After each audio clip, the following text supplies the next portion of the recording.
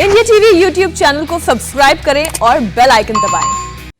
और अब खबर हिंदुस्तान से है। आज की सबसे बड़ी सियासी खबर है। थोड़ी देर बाद प्रधानमंत्री मोदी और बिहार के सीएम नीतीश कुमार की बहुत अहम मुलाकात होने वाली है, जिसमें बिहार के सभी पार्टियों के नेता इस मुलाकात में आज शामिल रहेंगे। मीटिंग का मकसद जाति जनगणना है, जिस पर बिहार की सभी पार्टियों की एक राय है। ऐसे में इस मीटिंग में नेता विपक्ष तेजस्वी यादव से लेकर बीजेपी, लेफ्ट और कांग्रेस के नेता भी शामिल हैं। 11 बजे ये मुलाकात होनी है। नीतीश कुमार की अगुवाई में बिहार के सभी राजनीतिक दल के नेता यानी सर्वदलीय एक डेलीगेशन आज प्रधानमंत्री से मुलाकात करने वाला है। नीतीश कुमार इस डेलीगेशन की अगुवाई करेंगे। अब से थोड़ी देर बाद 11 बजे मुलाकात ये होनी है। जाति जनगणना की जाए, इस मांग को लेकर के ये डेलीगेशन, ये सर्वदलीय प्रतिनिधिमंडल आज मुलाकात करेगा प्रधानमंत्री नरेंद्र मोदी से। और नीतीश कुमार अपने घर से निकल चुके हैं इस मुलाकात के लिए। ये तस्वीरें आप देख रहे हैं, वो अपनी गाड़ी में बैठे हैं और प्रधानमंत्री से मुलाकात करने के लिए वो निकल चुके हैं। नीतीश कुमार की ही अगुवाई में आज एक प्रतिनिधिमंडल बिहार का मुलाकात करने वाला है प्रधानमंत्री नरेंद्र मोदी से। अब इंतजार करते हैं कि इस बात को लेकर के यूपी के भी कई राजनीतिक दल लगातार मांग कर रहे हैं कि जाति जनगणना जारी की जानी चाहिए। अब प्रधानमंत्री से मुलाकात के बाद प्रधानमंत्री की तरफ से क्या भरोसा दिया जाता है, उस पर सबकी निगाहें हैं। और इसी कड़ी में आज प्रधानमंत्री से बिहार का एक सर्वदलीय प्रतिनिधिमंडल मुलाकात करने जा रहा है। हमारे संवाददाता आनंद प्रकाश पांडे इस पर और ज्यादा बातचीत के लिए हमारे साथ जुड़ रहे हैं। आनंद, आज की ये मुलाकात जाति जनगणना को लेकर के होने जा रही है। कुछ खबर मिल पा रही कि प्रधानमंत्री की तरफ से क्या भरोसा मिल सकता है आज जो सर्वदलीय प्रतिनिधिमंडल प्रधानमंत्री से मिलने जा रहा है उन लोगों को? देखिए, आपको बता दें, इसके पहले भी जेडीयू सांसदों का एक दल गृह मंत्री अमित शाह से इस संबंध में मुलाकात कर चुका है, जब संसद का मानसून सत्र चल रहा था।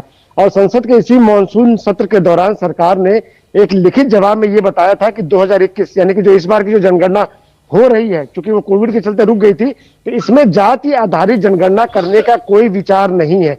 तो सरकार पहले साफ कर चुकी है कि इस बार तो जाति के आधार पर जनगणना नहीं होगी, लेकिन सियासी मजबूरियां हैं। और यही वजह है कि जो ये प्रतिनिधिमंडल आ रहा है, इसमें बीजेपी के भी नेता शामिल है। और आपको बता दें कि बिहार विधानसभा में जब 2 बार सर्वसम्मति से जाति जनगणना कराने का प्रस्ताव पारित हुआ था, तो उसका बीजेपी ने भी समर्थन किया था। तो बीजेपी ये कह रही है कि वो इसके पक्ष में है, लेकिन गेंद जो है वो केंद्र सरकार के पाले में है। और यही वजह है कि नीतीश कुमार और तेजस्वी का एक साथ इस मुद्दे पर आना ये जरूर बताता है कि इसके सियासी मायने भी होंगे, सियासी समीकरण आने वाले दिनों में बदल भी सकते हैं। और यही वजह है कि बीजेपी दिख के साथ में रही है। एक तरफ बीजेपी कह रही है कि वो ओबीसी के हक में, ओबीसी पॉलिटिक्स के हक में, और साथ ही ओबीसी के जो उनके भले के हक में, उनका विकास के हक में। लेकिन जाति जनगणना के मुद्दे के आधार पर बीजेपी अभी खुल के कुछ भी नहीं बोल पा रही है। और ऐसे में जब बिहार के 10 राजनीतिक दलों का ये प्रतिनिधिमंडल पीएम से मिलेगा, तो जरूर इस पर आगे भी राजनीति होगी। और जैसे ही ये डेलीगेशन वापस बिहार पहुंचेगा, तो ये उम्मीद की जा रही है कि इसमें और इनकी जो राजनीति जो है और उसमें आगे बढ़ेगी, क्योंकि लगातार ये मांग की जा रही है कि ये मालूम चले कि ओबीसी के अंदर जो अलग अलग जातियां हैं, यादव समेत जो बाकी जो जातियां कितनी है, उनकी संख्या क्या है, उनका शैक्षणिक, सामाजिक और बाकी जो विकास कितना स्तर किस लेवल का हुआ है और क्या किए जाने की जरूरत है। लेकिन सरकार को इस बात की चिंता है कि अगर ये जनगणना होती है, उसके आंकड़े आते हैं, तो कहीं ना कहीं उस आधार पर, आबादी के आधार पर जो ओबीसी की जाति है जिनका विकास नहीं हुआ है या जो विकास में निचले पायदान पे है, उनको आगे लाने के लिए, उनके विकास के लिए आरक्षण देने की और आरक्षण का कोटा बढ़ाने की भी मांग आगे आएगी, जो कहीं ना कहीं एक गले की फांस बन सकता है। तो यही वजह है कि कुछ सियासी मजबूरियां भी है, सियासी जरूरतें भी है। और नीतीश कुमार जो यहाँ आ रहे हैं, वो चाहते हैं कि वो ओबीसी के मसीहा के तौर पे सामने आए, उनके साथ उनको तेजस्वी का इसमें साथ मिला, और उसके अलावा बाकी जो राजनीतिक दल है वो भी उनके साथ है। लेकिन 10 पार्टियों के नेता मुलाकात करने वाले हैं और इस मुलाकात के नतीजे क्या होंगे, इस पर सभी की निगाहें हैं। और नीतीश चंद्र भी इस वक्त हमारे साथ जुड़ चुके हैं, उनसे भी हम जरा समझेंगे कि इस वक्त बिहार में कैसी हलचल। लेकिन उससे पहले दर्शकों को बता दें कि इस मीटिंग से पहले नीतीश कुमार ने कहा कि जाति जनगणना बिहार की सभी पार्टियों की मांग है। तो तेजस्वी यादव ने समाज की क्लियर तस्वीर, एक साफ पिक्चर के लिए जाति जनगणना को बहुत जरूरी बताया है।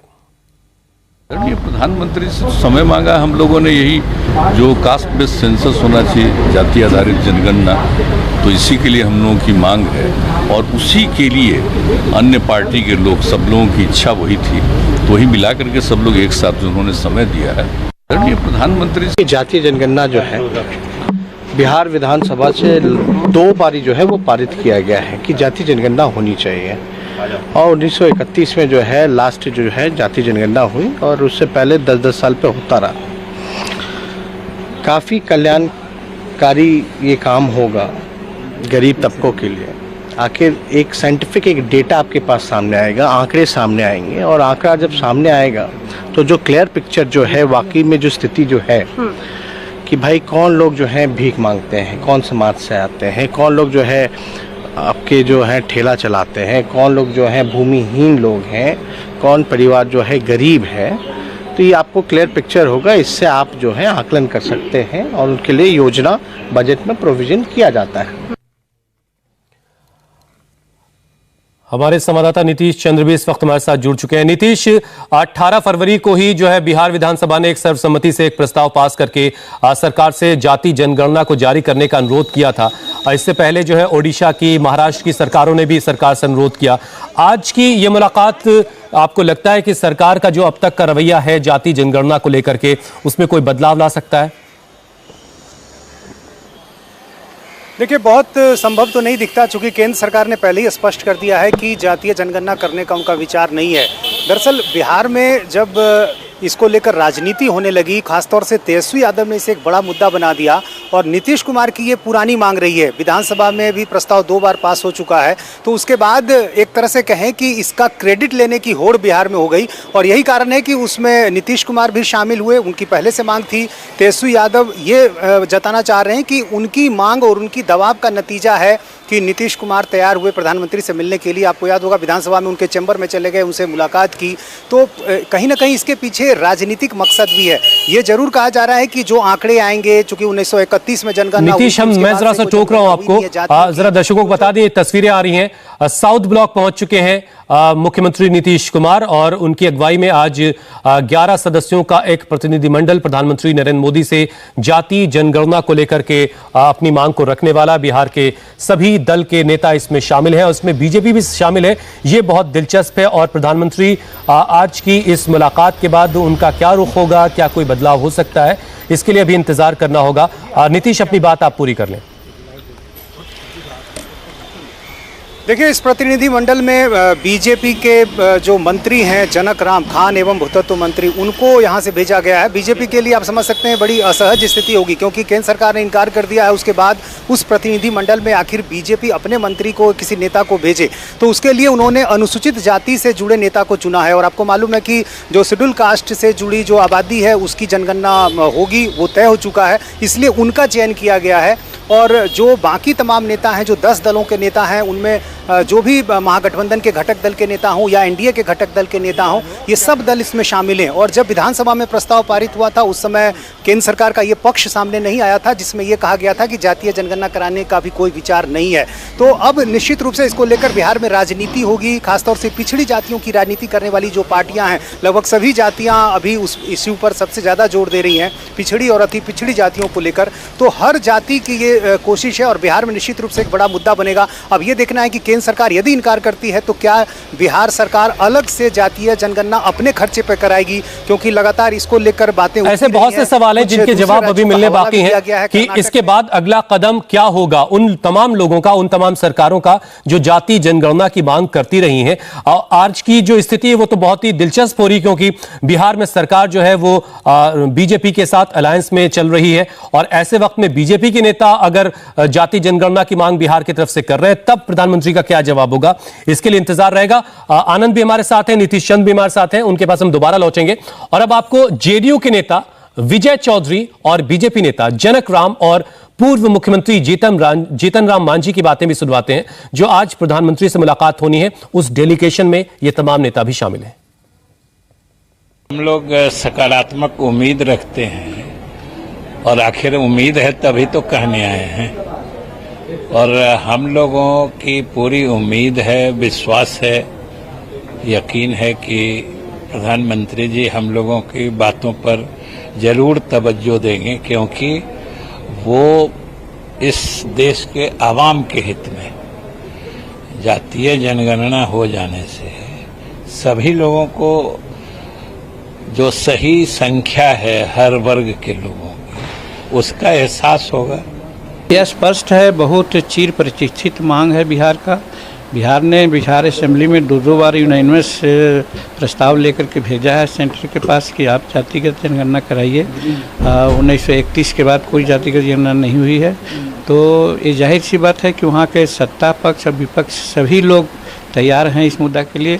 और प्रधानमंत्री से हम लोग आशा कर रहे थे कि कुछ निर्देशन देंगे, लेकिन नहीं देने के उपरांत हम लोगों ने तय किया कि प्रधानमंत्री से हम लोग मिलकर अपनी बात को कहें और प्रधानमंत्री जी फिर जैसा समझें निर्देश देंगे। जाति एक अलग विषय है और विकास एक अलग विषय है। तो बिहार के यशस्वी मुख्यमंत्री जी और देश के यशस्वी प्रधानमंत्री जी ने ये विकास चाहते हैं और विकास के मुद्दे पर जनता प्रसन्न रहती है, उनके साथ खड़ी रहती है। और मुझे लगता है कि ये विषय विकास सबसे जनता को भाती है और उनके बताए रास्ते पर हम बिहार के मुख्यमंत्री नीतीश जी के नेतृत्व में ही आए हैं। हमारा नेता बिहार का मुख्यमंत्री नीतीश जी हैं और उनके नेतृत्व में जब हम सब आए हैं, आज देश के प्रधानमंत्री से मिलने का समय मिला है, तो माननीय नरेंद्र मोदी जी ने जो निर्णय लेंगे हम सबका वो मान्य होगा। जाति जनगणना की मांग पर बिहार की सभी पार्टियां एकजुट हैं। यह बहुत दिलचस्प भी है। आपको लेफ्ट और कांग्रेस नेताओं की बातें भी सुनवाते हैं। दरअसल भारत में दो जातीय व्यवस्था है, ये हजारों साल से भारत की जनता के लिए एक अभिशप्त परंपरा है। तो जातीय गणना 1931 में हुआ था, उसके बाद आज तक जातीय गणना हुई नहीं। और जातीय आधार पर देखेंगे आप कि समाज में आर्थिक रूप से कमजोर होकर के अभिशप्त जीवन व्यतीत करने के लिए कमजोर जातियों के लोग बाध्य हैं। इसलिए हम लोग चाहते हैं कि जातीय आधार पर जनगणना हो।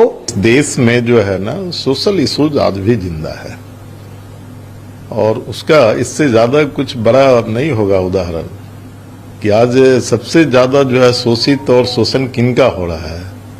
जिनको आज देश में रिजर्वेशन दिया था कि उसको दे करके बराबरी तक लाएंगे, तो आज तक तो वो पूरा नहीं हुआ ना। और इसीलिए जातिगत जनगणना की बात जो अभी जिसके लिए हम लोग आए हैं, तो बिहार विधानसभा ने 2 बार सर्वसम्मति से सभी दल के लोगों ने मिलकर के पारित किया था। भाई उम्मीदें तो बहुत है, इसलिए कि जाति आधार पे जनगणना बहुत जरूरी है। अगर आप जानोगे नहीं कि किस राज्य में किस किस जाति के लोग कितने हैं, तो फिर आप कैसे उसको रिजर्वेशन आरक्षण, इसका क्या मतलब है जाति आरक्षण के लिए? चाहे वो मंडल कमीशन हो, मंडल कमीशन पार्ट 2 हो, चाहे ये जाति आधारित जनगणना की बात हो, ये तो आरक्षण के लिए है। तो आपको मानने में कोई दिक्कत नहीं है और आरक्षण देना चाहिए, तो उससे ट्रांसपेरेंसी आएगी।